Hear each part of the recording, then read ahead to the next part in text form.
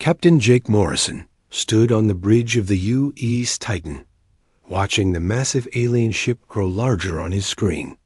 After 300 years of searching the stars, humanity had finally found other intelligent life. The alien vessel was twice the size of his ship, made of dark metal that seemed to absorb light. Strange symbols glowed along its hull like burning coals. "Captain, they're sending a message," said Lisa Park from her station. She was the ship's tactical officer, a young woman with sharp eyes who never missed a detail. "They want to meet face to face," Jake nodded. This was the moment they had all trained for. Tell them we accept. Set up the meeting in Cargo Bay 2. The next few hours passed quickly as the crew prepared. Dr. Amy Johnson ran final checks on the translation equipment. Chief Engineer Ben Carter made sure all systems were running perfectly. Everyone knew this meeting would change human history. Forever. When the alien shuttle docked with the Titan, Jake felt his heart racing. The airlock hissed open, and 3 figures walked through. They were tall, at least 8 feet high, with gray skin and forearms. Their faces looked almost human, but their eyes were solid black and much larger. The leader wore armor covered in the same glowing symbols as their ship. "I am Prime Warlord Zexthol," the alien said through the translator. His voice was deep and commanding. "I speak for the mighty Cathfor Empire. We have ruled this part of space for 1,000 of your years." Jake stepped forward. "I'm Captain Jake Morrison, representing humanity and Earth. We're honored to meet you." The alien studied Jake for a long moment. "Your species is young, weak, but you have managed to travel between stars. This shows promise." "We've come in peace," Jake said. "We hope to learn from each other and become friends." Zexthel made a sound that might have been laughter. "Friends? No, little human. That is not how the galaxy works. The strong rule and the weak serve. This is the natural order." Jake felt a chill run down his spine.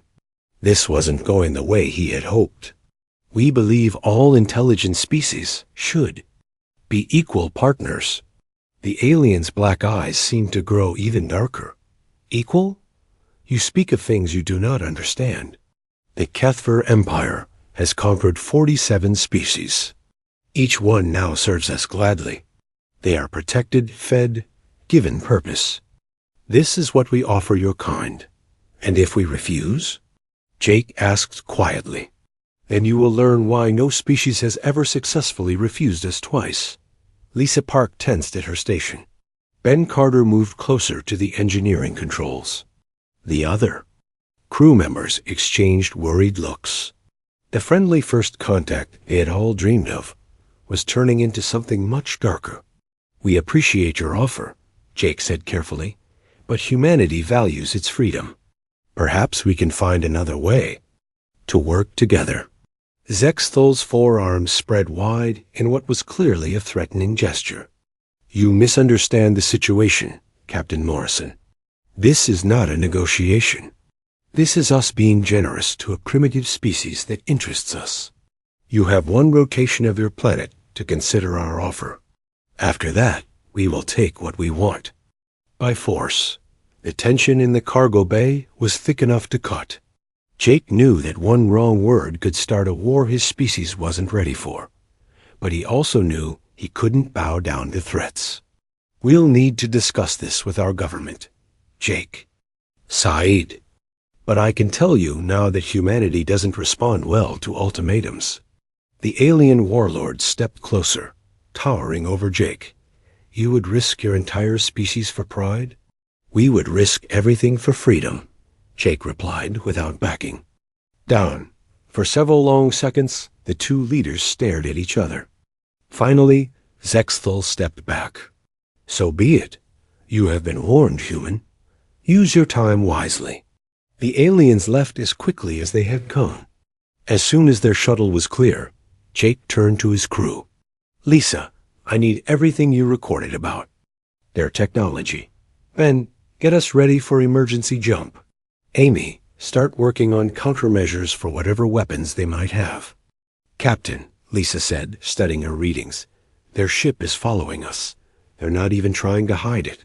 Jake looked at the main screen, where the alien vessel maintained a steady distance behind them. They want us to know they're watching. Set course for Earth, maximum speed. As the Titan jumped into hyperspace, Jake couldn't shake the feeling that humanity had just made a very powerful enemy. But he also felt something else, determination. If these Kefir wanted a fight, they would learn that humans weren't like the other species they had conquered. 3 days later, as they approached the Proxima Centauri system, Lisa's console lit up with warnings. Captain, we've got company. 12 ships coming out of hyperspace. Kefir? Jake asked. Yes, sir. And they're not here to talk. Jake sat down in his captain's chair. The moment of truth had arrived sooner than expected. All hands, battle stations. Send a message to the other ships in the system. Tell them to get ready for a fight. The Battle of Proxima Centauri was about to begin, and humanity was about to show the galaxy what they were made of. The news of humanity's victory at Proxima Centauri spread across the galaxy faster than anyone expected. In the crystal cities of the Vexmar Collective, ancient beings who had lived for thousands of years gathered in emergency council. Their leader, a massive crystal formation called the Prime Shard, pulsed with angry red light. Impossible. The Prime Shard communicated through vibrations that shook the entire chamber. No species defeats Kefir ships on their first battle. These humans must have help. On the gas-giant worlds of the Thren Dominion, floating cities drifted through poisonous clouds while their inhabitants discussed the shocking news. The Thren were beings of pure energy who had learned to control matter itself. Their High Controller Vashtar the Eternal gathered his council of war. The Kefir call for aid, Vashtar said, his energy form crackling with concern. If these humans can defeat our oldest allies, they pose a threat to the natural order of the galaxy. Meanwhile, on Earth, Admiral Frank Rodriguez stood in the war room beneath the North American Defense Command. Holographic displays showed star maps, ship positions, and intelligence reports from across human space. The victory at Proxima had cost them dearly. Of the 15 human ships that fought, only 6 survived, but they had destroyed 6 Kefir vessels and sent the rest running. Sir, we're getting reports from our deep space monitoring stations, said Lieutenant Commander Sarah Mitchell. She was Rodriguez's intelligence officer, a quiet woman who never missed important details. The aliens aren't giving up. They're calling in reinforcements. Dr. Amy Johnson entered the room carrying a datapad filled with her latest research. Admiral, I've been studying the wreckage we recovered from Proxima. Their technology is advanced, but it's not magical. We can adapt to it. Rodriguez nodded. What do you need? Time and resources. If we can reverse engineer their weapons and shields, we might have a chance. But sir, there's something else. We're picking up communications between multiple alien species. This isn't just about the Kefir anymore. As if to prove her point, Sarah's console chimed with an incoming message. Admiral, we're receiving a transmission. It's not from any known human source. The main screen flickered to life, showing a creature unlike anything they had seen before. It looked like a combination of dolphin and human, with smooth blue skin and large, intelligent eyes. When it spoke, its voice was gentle and musical. Greetings, people of Earth. I am Ambassador Titlesong of the Merlin Collective. We have been watching your conflict with the Kefir Empire. Rodriguez stepped forward. Ambassador, are you here to threaten us too? The creature's expression showed what might have been sadness. No, Admiral Rodriguez. We come to warn you. The Kefir have formed what they call the Purification Coalition. Species from across the galaxy are joining them. They believe humanity must be destroyed before you become too powerful. Another voice joined the transmission. This one came from what looked like a giant insect with 6 arms and compound eyes that sparkled with intelligence. I am Hive Speaker, Clicktar of the Chittatar Union. My people have studied galactic history for millennia. Never before has a new species resisted the Big Three so successfully. A third voice spoke, though no physical form appeared on screen. The voice seemed to come from light itself. I am Bright Flame of the Loom Aura Energy Collective. We exist as pure thought and energy. We have seen the future paths that stretch before us. Most lead to your destruction, but some show something different, something new. Rodriguez felt hope and fear fighting in his chest. What do you want from us? We represent the neutral worlds, Title Song explained. We cannot fight the coalition directly. They are too powerful, and we are too few. But we can share information. We can provide medical supplies and rare materials. We can help you prepare for what is coming. And what exactly is coming? Rodriguez asked. Clicktar's compound eyes seemed to dim. Every major power in the galaxy is choosing sides. The cyber-enhanced. Urgeth are lending their computational power to the coalition. The dragon-like Drakmar are bringing their bioships. Even the usually neutral trading guilds are providing support. They estimate over 200 species will join the coalition. Bright Flame's voice carried a note of urgency. Admiral, you must understand. This is not just about your species anymore. The coalition sees your victory as proof that the old order can be challenged. They will destroy you to prove that rebellion is hopeless.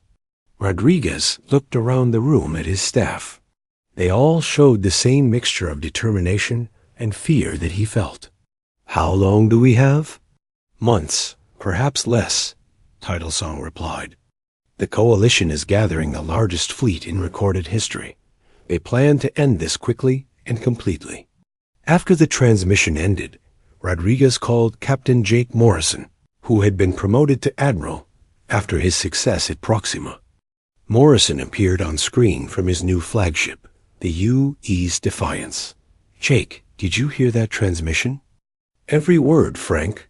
My crew is already working on defensive plans. But 200 species against one? Those aren't good odds. Since when do humans care about odds? Rodriguez replied with a grim smile. Get our best captains together. We need to think like humans, not like the aliens expect us to. Colonel Steve Adams, who commanded the Colonial Defense Forces, joined the conversation. Sirs, I'm already evacuating the outer colonies, but some of the settlers are refusing to leave. They want to fight. Let them, Morrison said. We'll need every advantage we can get. Kate Wilson is setting up resistance cells on the worlds we can't fully defend. If the coalition wants a war, we'll give them one they'll never forget. Dr. Johnson looked up from her research station. Admirals, I've made a breakthrough with the alien FTL technology. We can start building jump-capable ships much faster now. Instead of years, we're talking about weeks. Rodriguez felt the first spark of real hope since the crisis began. How many ships can we build?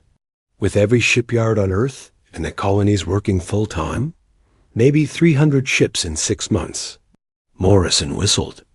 Against thousands of alien vessels, but at least it's something. Frank, I have an idea. What if we don't fight the way they expect?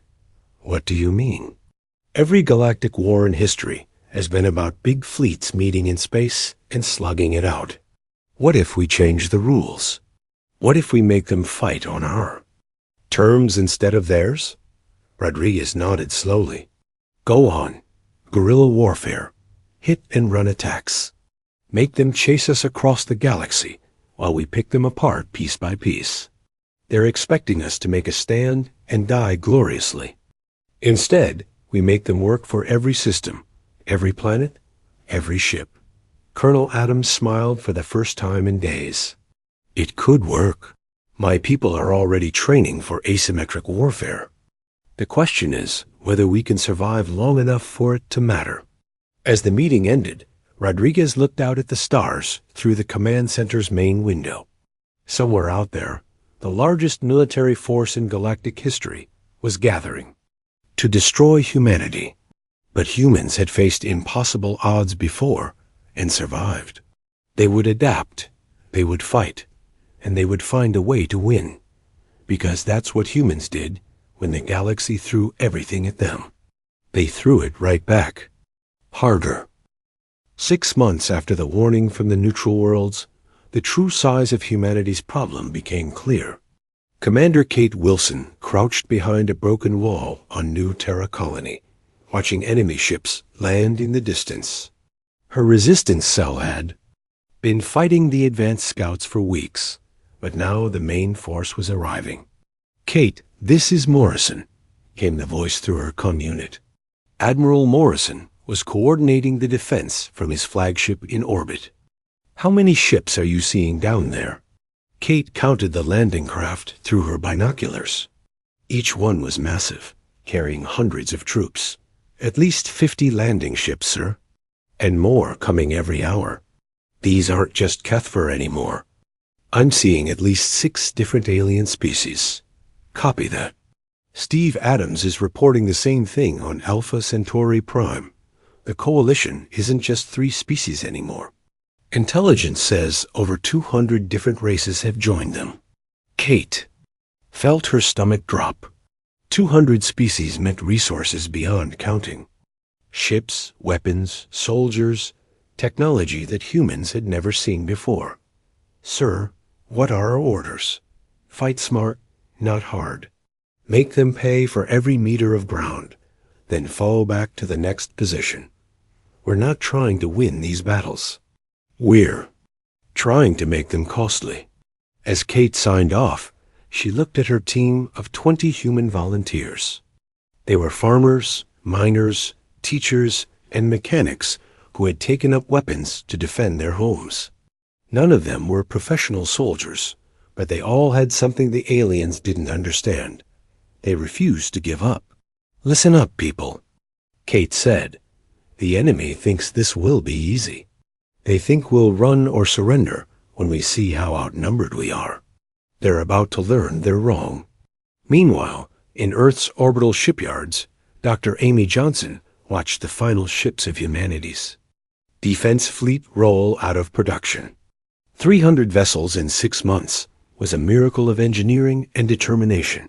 But compared to the intelligence reports coming in, it still wasn't enough. "Doctor," said her assistant, a young engineer named Ryan Foster, "we're getting reports from our deep space monitors. The Coalition fleet is massive. Early estimates put it at over 50,000 ships." Amy nodded grimly. She had expected this. "Ryan, have you ever heard of the Battle of Thermopylae? The ancient Greek battle? 300 Spartans against the Persian Empire?" "Exactly. Sometimes being outnumbered just means you have more targets to choose from."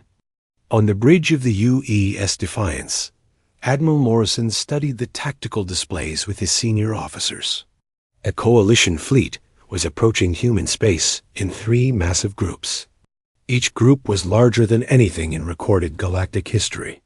"Admirals," said Captain Ben Carter, now commanding his own ship in Morrison's fleet, "our scouts report the Coalition has sent a final message to Earth. They're demanding complete surrender." Admiral Rodriguez appeared on the comm screen from Earth's defense. "Command, Jake, they're giving us one last chance to submit. The message says they'll allow humanity to survive as a client species if we surrender now." Morrison looked around his bridge at the faces of his crew. Every one of them showed the same expression, determined defiance. "What did we tell them, Frank?" "I sent back a message with just 2 words. Come try." The bridge crew smiled grimly. That was the human response the Coalition would get to all their demands. Come try. "Sir," said Lisa Park from her tactical station, "I'm reading massive hyperspace. Signatures. They're coming out of jump in the Tau Ceti system. Morrison activated the fleet-wide communications. All ships, this is Admiral Morrison. Today, the galaxy throws everything it has at humanity.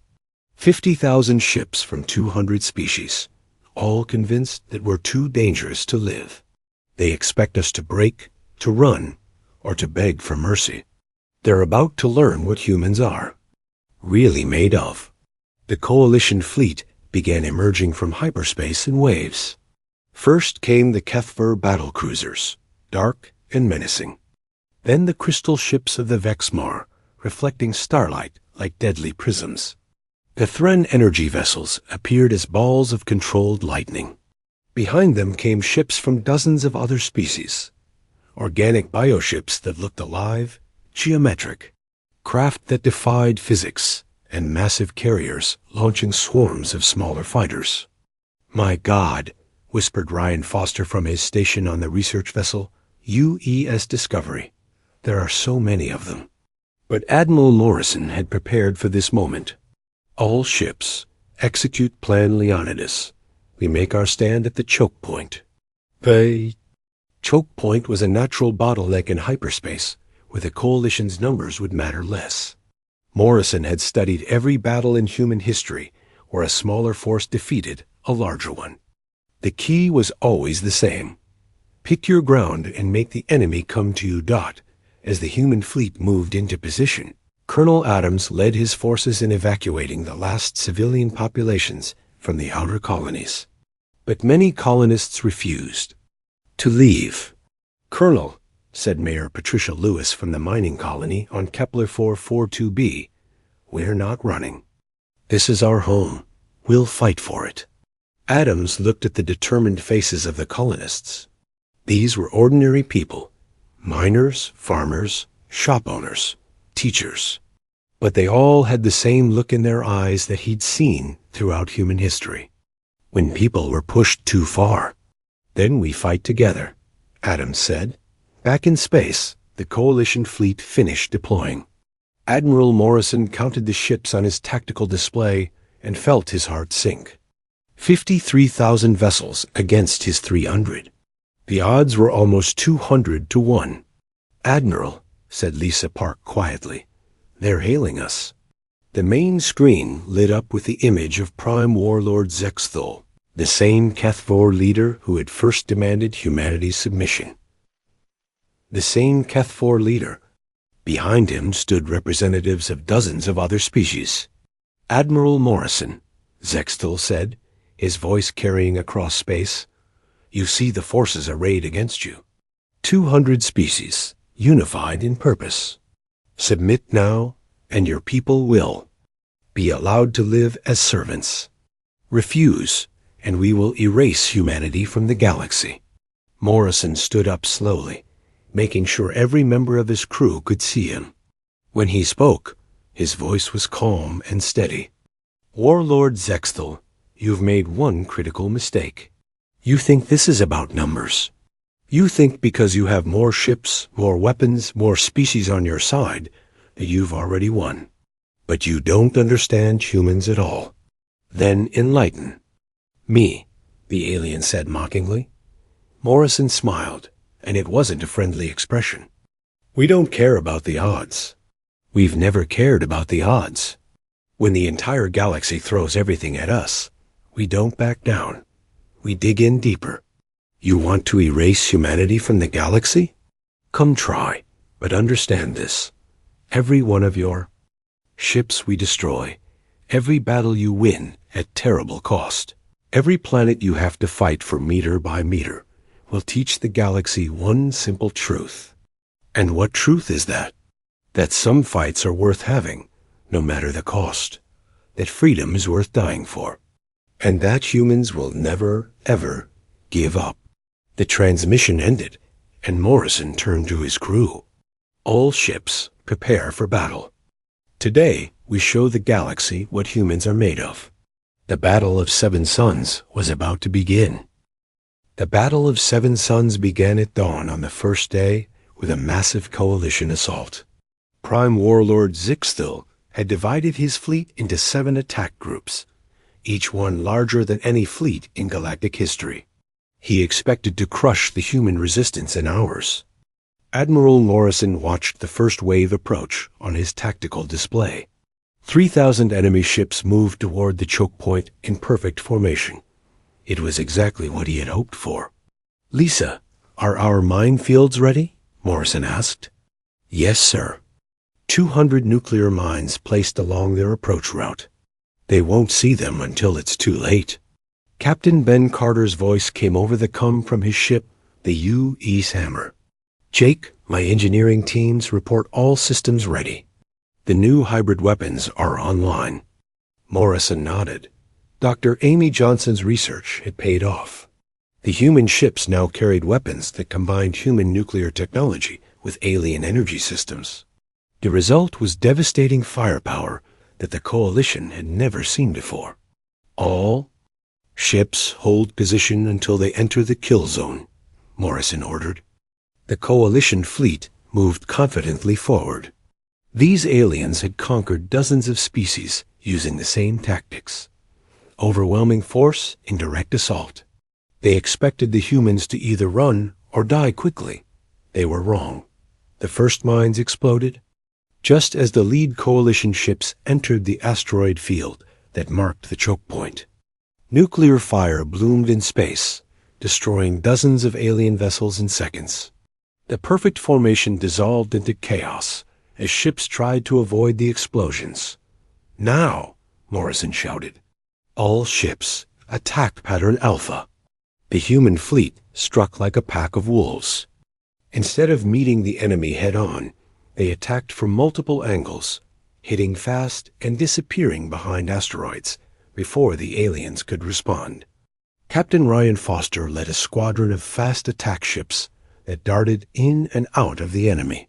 Formation, destroying command vessels and communication arrays. "This is impossible," Zextel roared from his command ship. "They fight like no species we have ever encountered." The Kethver were used to honorable combat, ship against ship in open space. But humans had learned warfare in a different school.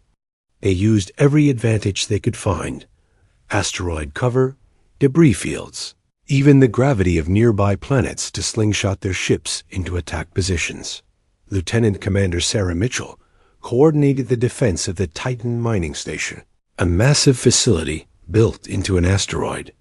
When Coalition forces tried to capture it, they found themselves facing weapons they had never imagined. The station's mining lasers, designed to cut through solid rock, sliced through alien hull armor like paper. "Sarah, this is Morrison," came the Admiral's voice through the comm. "How are you holding up?" "We've destroyed 12 enemy ships trying to take the station, sir. But they keep coming. And, sir, there's something else. The enemy commanders are arguing with each other." Morrison felt a spark of hope. "What do you mean?" "We've been monitoring their communications. The different species can't agree on tactics. The Kethver want to charge straight at us. The Vexmar want to use their crystal weapons to destroy asteroids and remove our cover. The Thren are demanding they be allowed to use their energy attacks. They're not fighting as one force. They're fighting as 200 different armies." This was the weakness Morrison had hoped to find. The Coalition was powerful, but it wasn't unified. Each species had its own way of fighting, its own technology, its own pride. They had never learned to truly work together. "Ben, are you hearing this?" Morrison called to Captain Carter. "Already on it, Jake. My team has cracked their communication codes. We're sending false orders to different parts of their fleet. The human cyber warfare specialists got to work. Soon, Coalition ships were receiving contradictory orders.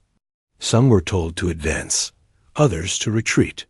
Navigation systems began malfunctioning as Dr. Johnson's computer virus spread through their network systems. The battle raged for 6 days. The Coalition had expected a quick victory, but instead found themselves locked in the most difficult fight in galactic history. Human ships that were badly damaged didn't retreat to safety. Instead, their crews steered them straight into enemy vessels, using their ships as guided weapons. Captain Foster led a desperate assault on a coalition command ship, ramming his damaged vessel into its bridge. As his ship broke apart around him, he managed to send one last message: "Tell Earth we held the line." The aliens had never seen anything like human determination. When coalition boarding parties captured human ships, they found crews that kept fighting even when the battle seemed hopeless. Humans used every tool, every weapon, every piece of equipment as instruments of war. On the fourth day, the Vexmar Crime Shard sent a message to the other coalition leaders. These humans are not rational. They continue fighting when any logical species would surrender. The Thren High Controller agreed. Our casualties are mounting. We have destroyed only 60 human ships, but they have destroyed over 4,000 of ours. At this rate, victory will cost us everything. But Zexthel refused to consider retreat. We cannot show weakness now.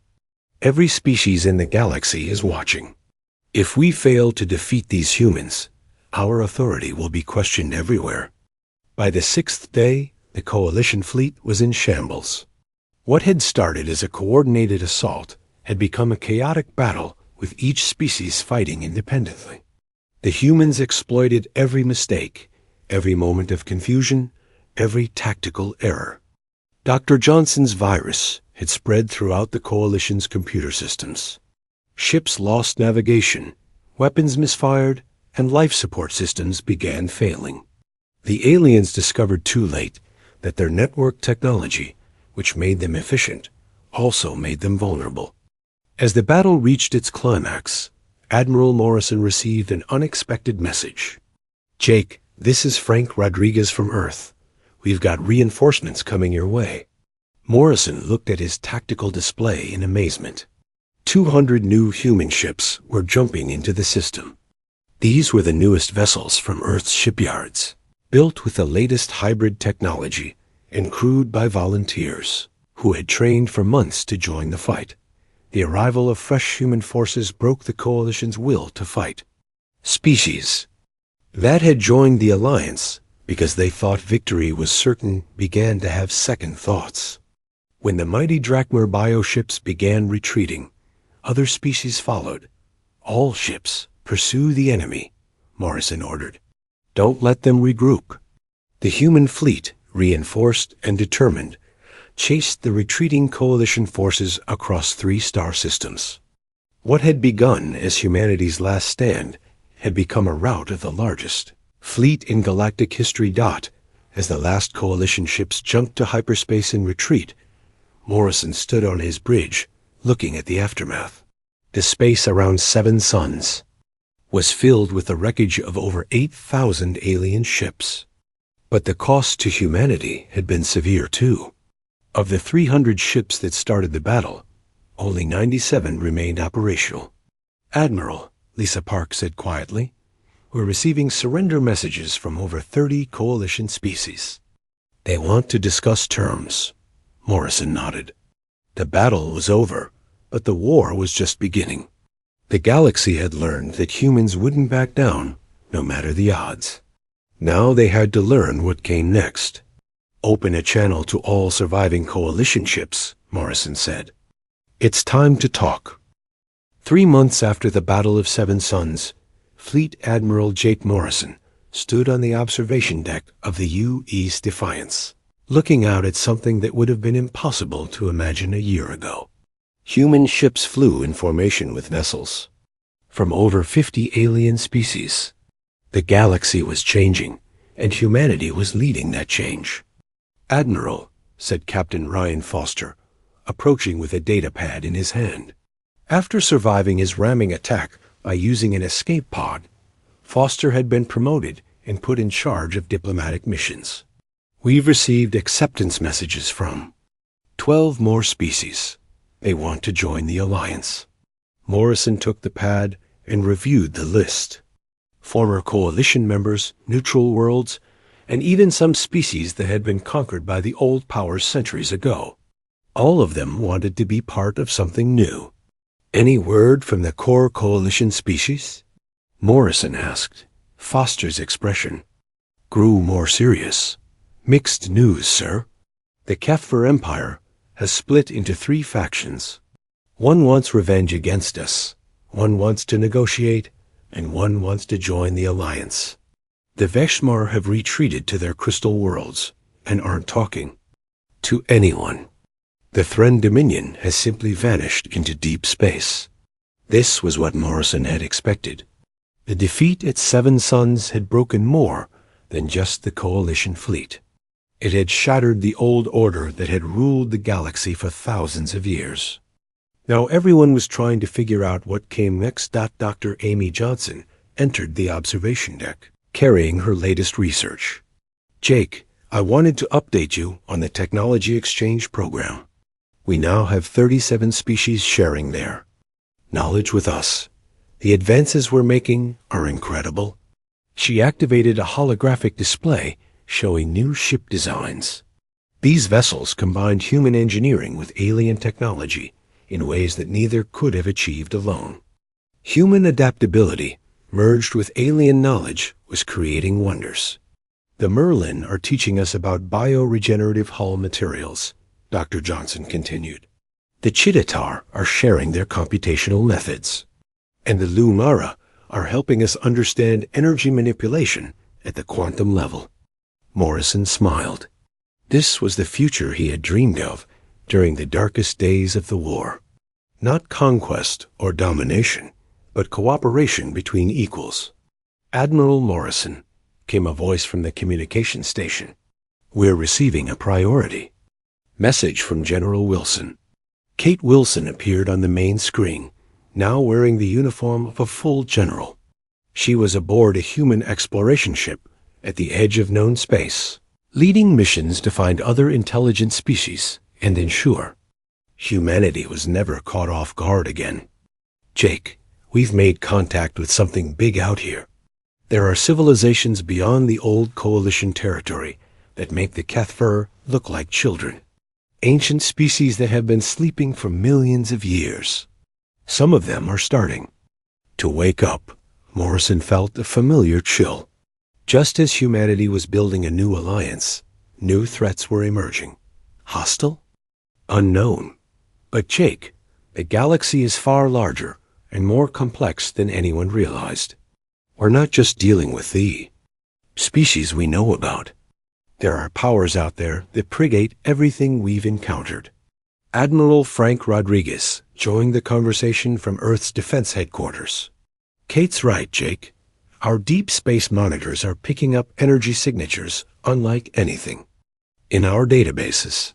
Some of them are moving toward known space. Morrison looked out at the mixed fleet surrounding his ship. A year ago, these species had been enemies trying to destroy humanity. Now they were allies working together to build something better. The transformation seemed impossible, but it was happening. Frank, what's the status of the Alliance fleet? Growing every day. We now have over 15,000 ships from 63 different species. The joint training exercises are going well, and the new standardized communication protocols are working. But Jake, some of our new allies are worried about these ancient powers Kate's team is finding. Lieutenant Commander Sarah Mitchell, now promoted to commander and serving as Morrison's intelligence chief, brought up a galactic map on the main display. Sir, based on our latest intelligence, the old Coalition controlled less than 10% of the galaxy. We're getting reports of entire sectors with civilizations we've never heard of. Morrison studied the map. Red zones marked areas where Kate's exploration teams had detected signs of ancient technology. Green zones showed Alliance territory. The green areas looked very small compared to all the unknown red. Commander Mitchell, what about internal threats? Are we dealing with any Coalition remnants? Some, sir. There are still species that want revenge for Seven Suns, but most of the former Coalition members are too busy dealing with their own problems. The defeat broke their confidence.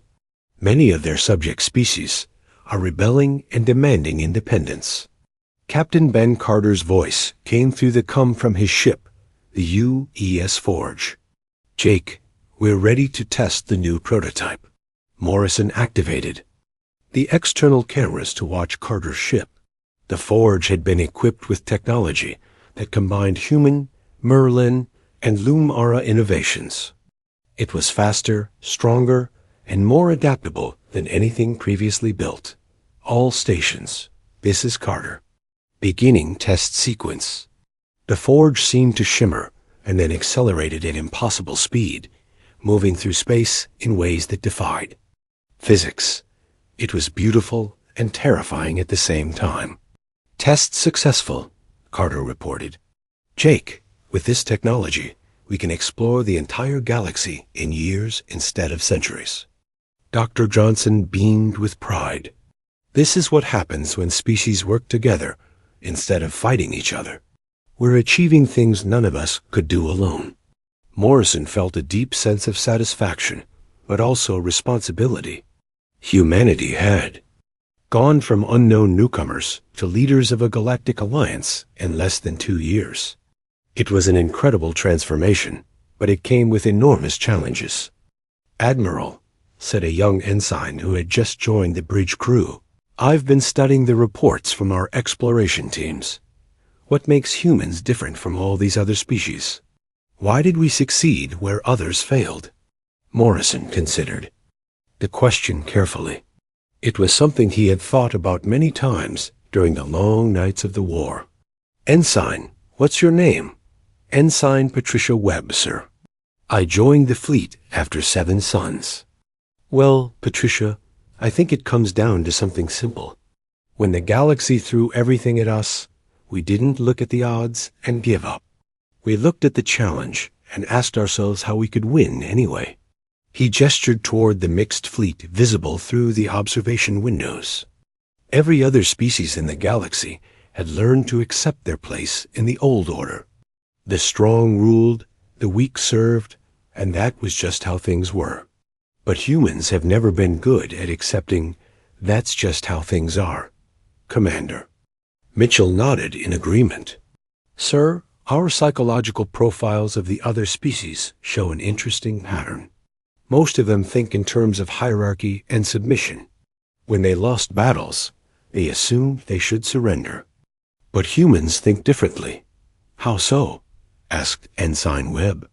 "We think in terms of problems to be solved," Morrison replied. "When we faced impossible odds, we didn't see defeat. We saw a puzzle that needed solving. How do you beat 50,000? Ships with 300? How do you turn enemies into allies? How do you change a galaxy that's been the same way for thousands of years?" Foster returned with another message pad. "Admiral, we just received a formal request from the Kethvar Reform faction. They want to send delegates to Earth to study human government and military organization." Morrison smiled. 6 months ago, the Kethvar had demanded humanity's surrender. Now they wanted to learn from human society. Approved. Make sure they get full access to our military academies and government institutions. "Sir," Webb asked, "aren't you worried they might use that knowledge against us?" "Ensign, if we start acting like the old coalition, keeping secrets and ruling through fear, then we become what we fought against. The alliance only works if it's based on trust and cooperation." Dr. Johnson activated another holographic display. "Jake, I wanted to show you the latest population surveys. In the past year, over 3 billion beings from 40 different species have relocated to Alliance worlds. They're leaving their old homes to be part of something new." The display showed massive migration patterns across the galaxy. Entire populations were moving to worlds where they could live freely, work together, and build better lives for their children. "It's the largest voluntary migration in galactic history," Dr. Johnson continued. "And it's all because people believe in what we're building here." Admiral Rodriguez's image appeared on the main screen again. "Jake, I'm looking at the latest reports from our intelligence networks. The old coalition powers are struggling with massive internal problems. Slave species are rebelling, subject worlds are declaring independence, and their military forces are fragmenting. What about threats to the Alliance? Morrison asked. Minimal from the old powers. But Kate's right about the ancient civilizations. We're detecting movement in sectors that have been dark for millions of years. Something big is stirring out there. Morrison looked around at his staff. These were the people who had helped humanity survive its darkest hour and build something better from the ashes of war. Now they faced new challenges that might be even greater than the Coalition. Friends, Morrison said, addressing everyone on the bridge,